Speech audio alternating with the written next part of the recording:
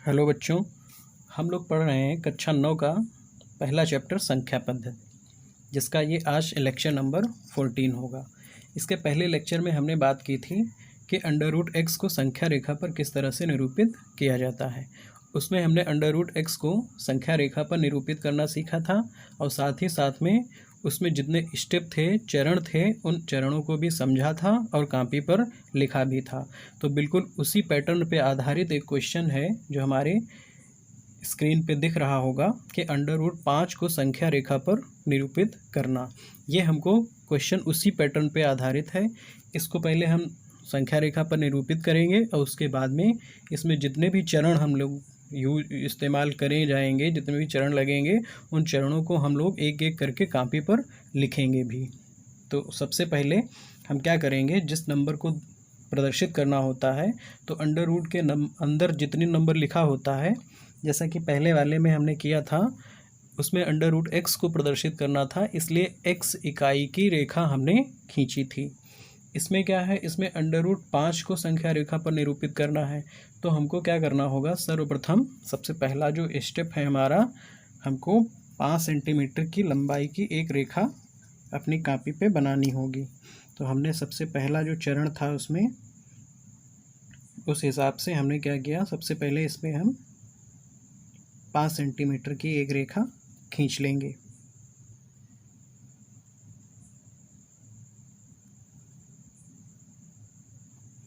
ये हमने 5 सेंटीमीटर की रेखा खींच ली।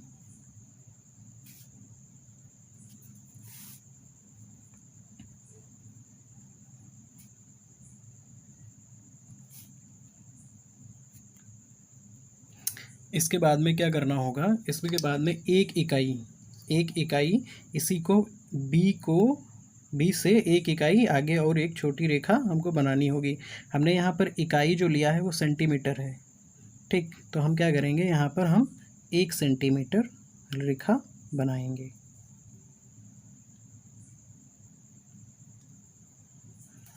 ये हमने इस पॉइंट को नाम दिया सी। तो यहाँ पर BC जो है वो 1 सेंटीमीटर है। ये 2 स्टेप हमारे हो गए। इसके बाद में क्या करना होगा, अगले स्टेप में हमने क्या किया था, इस पूरी रेखा AC का मध्य बिंदु ज्ञात किया था, जिसके लिए हमको क्या करना होगा, सबसे पहले अपने कंपास में आधे से ज़्यादा दूरी भरेंगे। एक बार C को केंद्र मान करके ऊपर चाप लगाएंगे और नीचे भी चाप लगाएंगे। फिर A को केंद्र मानेंगे, ऊपर चाप लगा देंगे और नीचे चाप लगा देंगे। तो जो 2 बिंदु हमको मिलेंगे, एक बिंदु ये, एक बिंदु ये, इनको जब मिलाएंगे तो मिलाने पर हमको एक नया बिंदु मिलेगा जो कि AC का मध्य बिंदु होगा। वो होगा ये बिंदु जो होगा, AC को काट रही है ये लाइन, तो वो बिंदु जो है ये AC का मध्य बिंदु है। ये तीसरा चरण है जिसमें हमको AC का मध्य बिंदु O ज्ञात करना होता है। इसके बाद में क्या करेंगे, इसके बाद में O को केंद्र मान करके और इस OA त्रिज्या को लेकर OA, और जितना OA होगी वहाँ उतना ही OC होगी। OA और OC यहाँ पर बराबर होंगी। इसको सेंटर मान लेंगे O को, और इस तरह से हमने क्या कर लिया, इस तरह से हमको अर्धवृत्त बना लेना होगा। इसके बाद में जो अगला चरण है, अगले चरण में हम लोग क्या करते हैं, चांदे की मदद से बिंदु B पर 90 डिग्री का कोण बनाते हैं। ये सब हमने पिछले वीडियो में किया भी था। ये बिंदु मिल गया। अब B को हम जब इस बिंदु से मिलाएंगे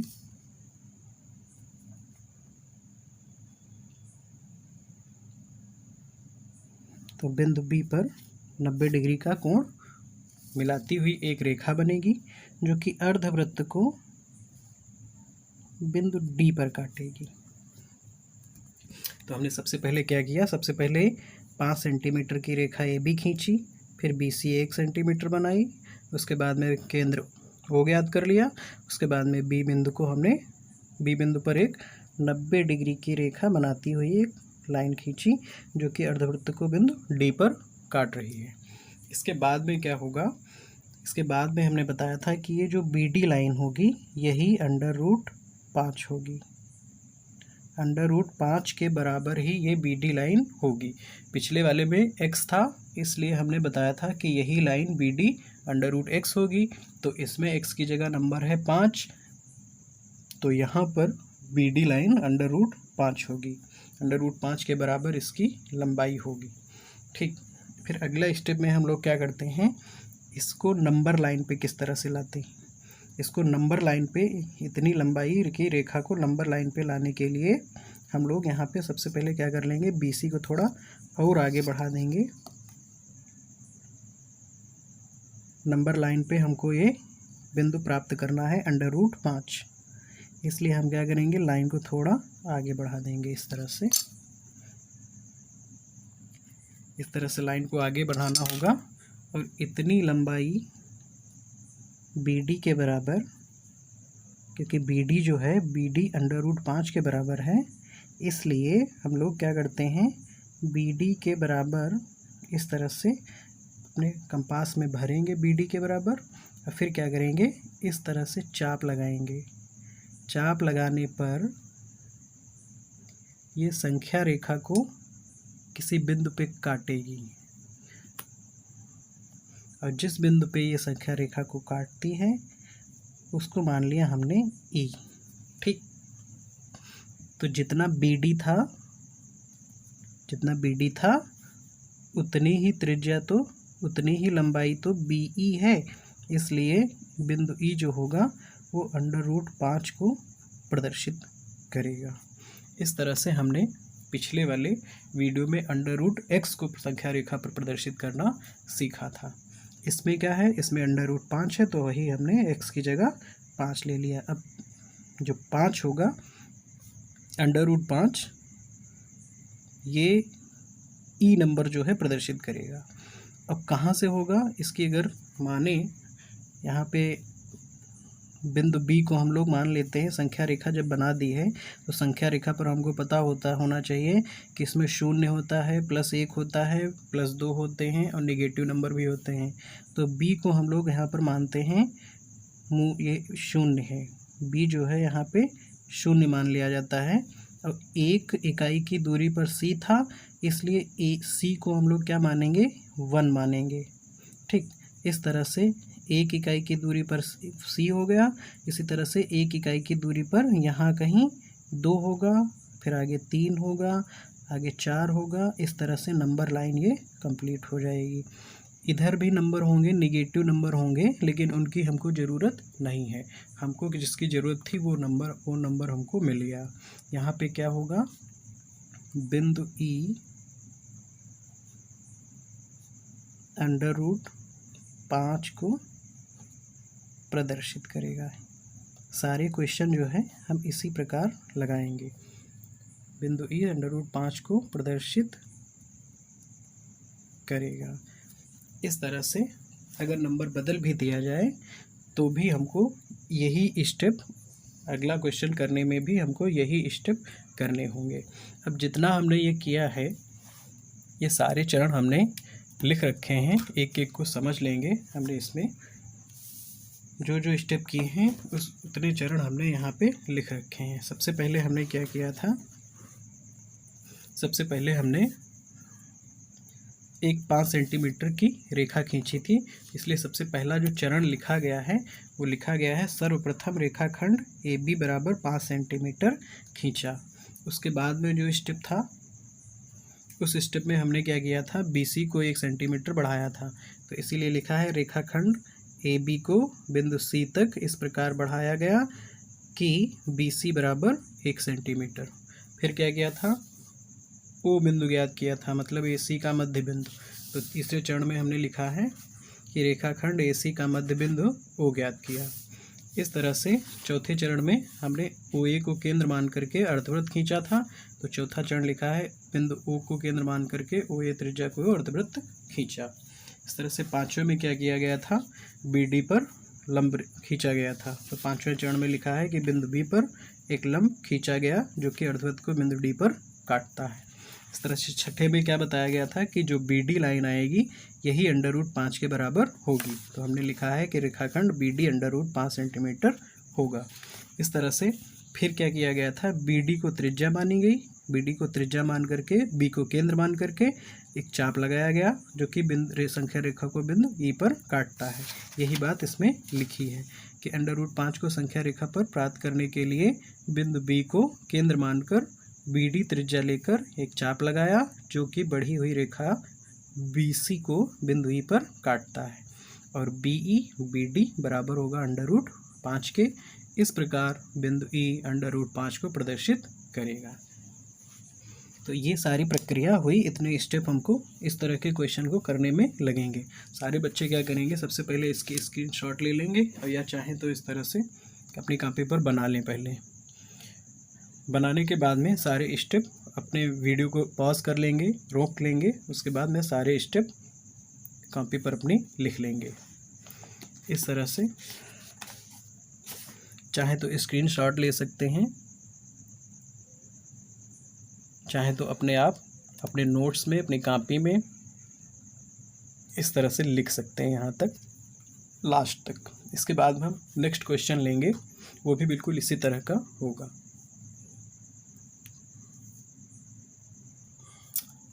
सभी बच्चों ने क्वेश्चन नोट कर लिया होगा। तो ये सेकंड क्वेश्चन है। इसमें क्या है, वहाँ पे x का मान 5 था और यहाँ पे x का मान 4.3 है। इसको हमें संख्या रेखा पर निरूपित करना है। तो हमने उसमें 5 था तो 5 सेंटीमीटर की रेखा खींची थी, इसमें 4.3 है तो हम 1 इकाई 1 सेंटीमीटर को यहाँ मान रहे हैं। 1 इकाई बराबर 1 सेंटीमीटर, इसलिए हम यहाँ पे 4.3 सेंटीमीटर की रेखा खींचेंगे। एक रेखा 4.3 सेंटीमीटर की कोई रेखा हमने AB खींच ली। AB बराबर 4 सेंटीमीटर। फिर अगला स्टेप क्या होता था, AB को हम 1 इकाई बढ़ाते थे। तो यहाँ पर हमने 1 इकाई 1 सेंटीमीटर मान रखा है, इसलिए BC को 1 सेंटीमीटर बनाएंगे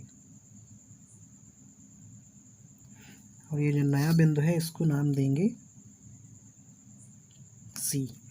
BC कितना होगा, यहाँ BC होगा 1 सेंटीमीटर। अगला जो स्टेप था वो था AC का मध्य बिंदु ज्ञात करना। तो आधे से ज़्यादा दूरी भरेंगे, एक बार C को केंद्र मानेंगे, एक ऊपर चाप लगेगा एक नीचे भी लगेगा, पुनः A को केंद्र मानते हुए ऊपर चाप लगाएंगे नीचे चाप लगाएंगे और ये जो दो बिंदु मिले हैं इनको हम लोग आप इस तरह से मिला देंगे। मिलाने पर ये जिस बिंदु इस AC को जिस बिंदु पे काटेंगे वही इसका मध्य बिंदु O होगा। ठीक, इस तरह से हमने रेखा AC के मध्य बिंदु प्राप्त कर लिया। अब क्या करना होगा, OA को त्रिज्या लेकर के OA के बराबर त्रिज्या इसमें भरेंगे और O को केंद्र मानेंगे। O को केंद्र मानते हुए इस तरह से हमको अर्धवृत्त बनाना होगा। ठीक, अर्धवृत्त हमारा बन चुका है। इसके बाद में हम लोग क्या करते थे, B पर 90 डिग्री का कोण बनाते थे। तो इस तरह से हमने B पर 90 डिग्री का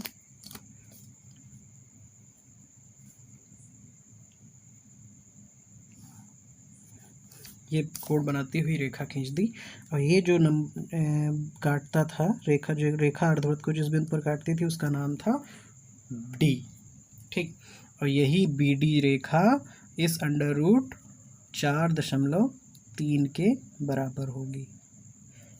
ये बी डी अंडर रूट 4.3 के बराबर होगी। ये किस तरह से होगी, अगर ये और डिटेल में समझना है तो लेक्चर नंबर 13 देखें, उसमें हमने डिस्कस करा है कि ये अंडर रूट 4.3 किस तरह से होगी, वो प्रूफ भी हमने इसमें कराया था। इसके बाद में क्या करना होगा, बी सी को संख्या रेखा बनाने के लिए बी सी को हम लोग आगे बढ़ाएंगे, और आगे बढ़ाने के बाद में बी को 0 मान लेंगे, बी को 0 मानेंगे, यहाँ पे इसको 1 मानेंगे। अब आगे 2 इकाई होगा, 3 होगा, 4 होगा, 5 होगा। इधर नेगेटिव माइनस, नेगेटिव में 1 होगा, नेगेटिव में 2 होगा, लेकिन उसकी हमको कोई ज़रूरत यहाँ पर नहीं है।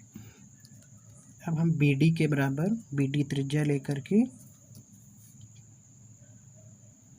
बी डी को त्रिज्या लेकर के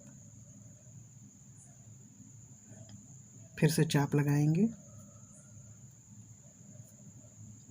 इस तरह से।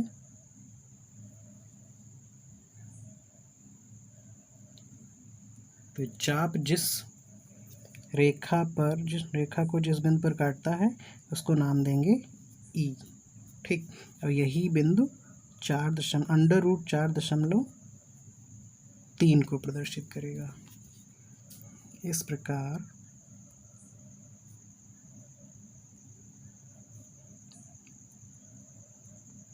बिंदु ई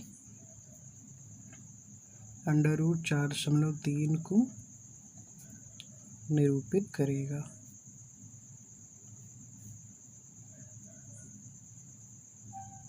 हम लोग समझ भी सकते हैं 4.3 कहाँ होगा, ये लगभग 2 से आगे होगा। 1 इकाई 0 यहाँ होगा, 1 यहाँ होगा और 2 यहाँ होगा। 2 के तुरंत बाद ये नंबर आ जाएगा। तुरंत बाद इसलिए आएगा क्योंकि यहाँ 4.3 है। हम जानते हैं 4 का वर्गमूल 2 होता है, तो 4 अगर होता तो ये पॉइंट 2 होता, लेकिन यहाँ 4.3 है तो ये ज़रूर 2 के आगे रहा होगा। ई जो बिंदु होगा वो ज़रूर 2 के आगे रहा होगा, लेकिन हमको उसकी ज़्यादा कोई ज़रूरत नहीं है। हमको ये पता चल गया कि ई बिंदु अंडर रूट 4.3 को प्रदर्शित करता है। इसके जो स्टेप हैं वो अब हम लोग कॉपी पर चाहे तो लिख सकते हैं।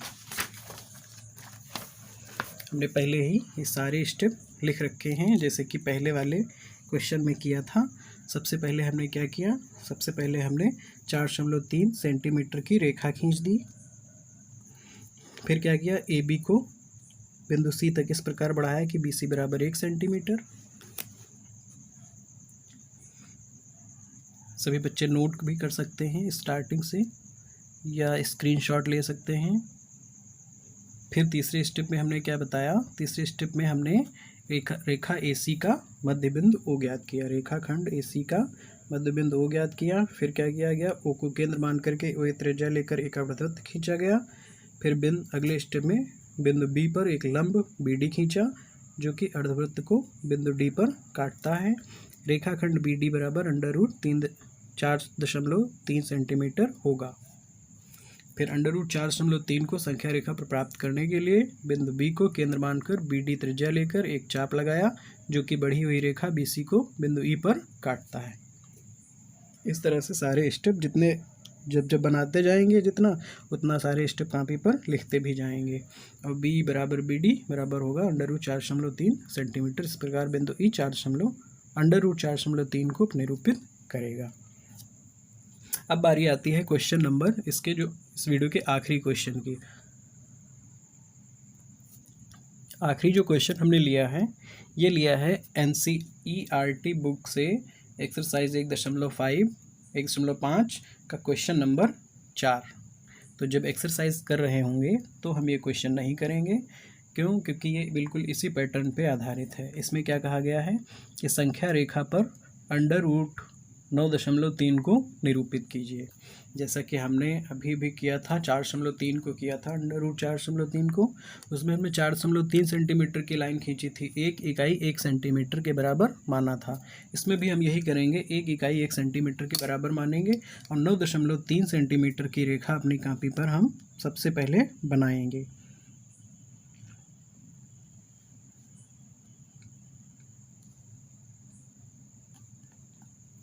तो हमने 9.3 3 सेंटीमीटर।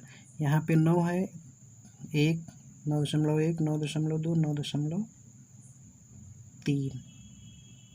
बहुत ही सावधानी से बनाई जाएगी ये सारी रचनाएं। 9.3 सेंटीमीटर की एक रेखा हमने खींच ली। इसको नाम दिया ए, इसको नाम दिया बी।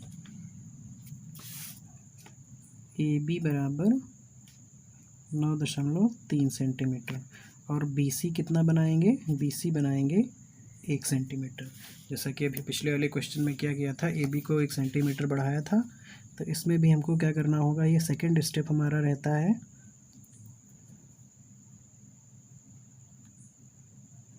हमने यहाँ जो बिंदु ये मिला, इसको हमने कहा सी, और ये बी सी 1 सेंटीमीटर के बराबर होगा।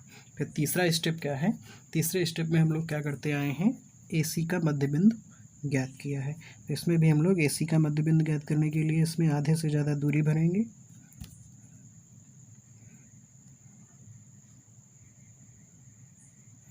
एक बार सी को केंद्र माना, ऊपर चाप लगाया, ए को केंद्र मानेंगे तो फिर से चाप लगाएंगे। जब ए को केंद्र माना, इस तरह से 2 बिंदु हमको मिले।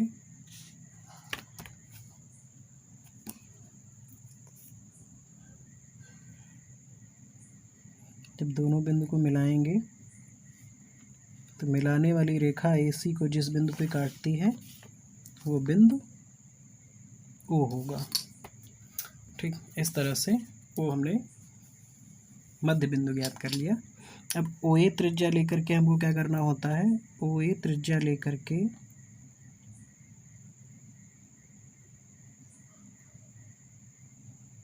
OA के बराबर त्रिज्या लेकर के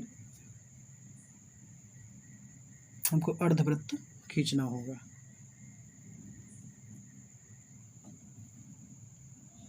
ठीक, इस तरह से हमने OA को त्रिज्या मान करके अर्धवृत्त खींच लिया। फिर B बिंदु पे हमको क्या करना होता है, 90 डिग्री का कोण बनाना होगा। ये हमने B बिंदु पर 90 डिग्री का कोण बना लिया।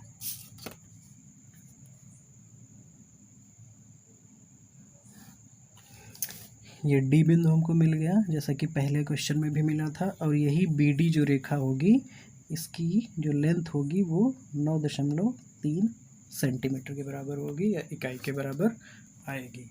यही हमको ज्ञात करना था। इतनी लेंथ हमको मिल गई। ये लेंथ √9.3 के बराबर होगी।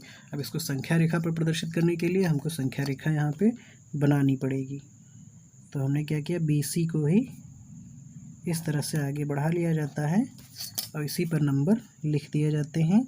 और 0 जो नंबर होगा वो यहाँ पे रहेगा, B पॉइंट 0 पर ही होगा। और C जो बिंदु होगा उस पर कौन सी संख्या होगी, उस पर होगी 1। ठीक, इस तरह से 1-1 सेंटीमीटर पे सारे बिंदु होंगे। इधर पॉजिटिव होंगे और इधर नेगेटिव होंगे, उनकी कोई ज़रूरत नहीं है। तो अगला स्टेप क्या होगा, इस D को संख्या रेखा पर लाने के लिए हम लोग क्या करते हैं, BD के बराबर BD त्रिज्या लेकर चाप लगाया जाएगा।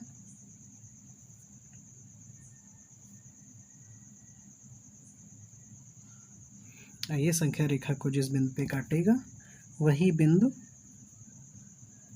E होगा और वो निरूपित करेगा √9.3 को। √9.3 की वैल्यू लगभग 3 से थोड़ी सी बड़ी आएगी। तो ये जो बिंदु होगा ये 3 से आगे ही होगा।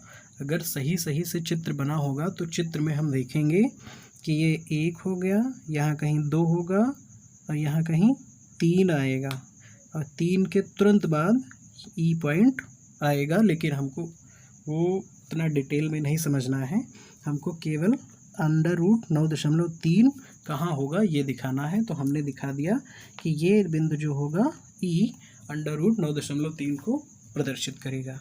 इस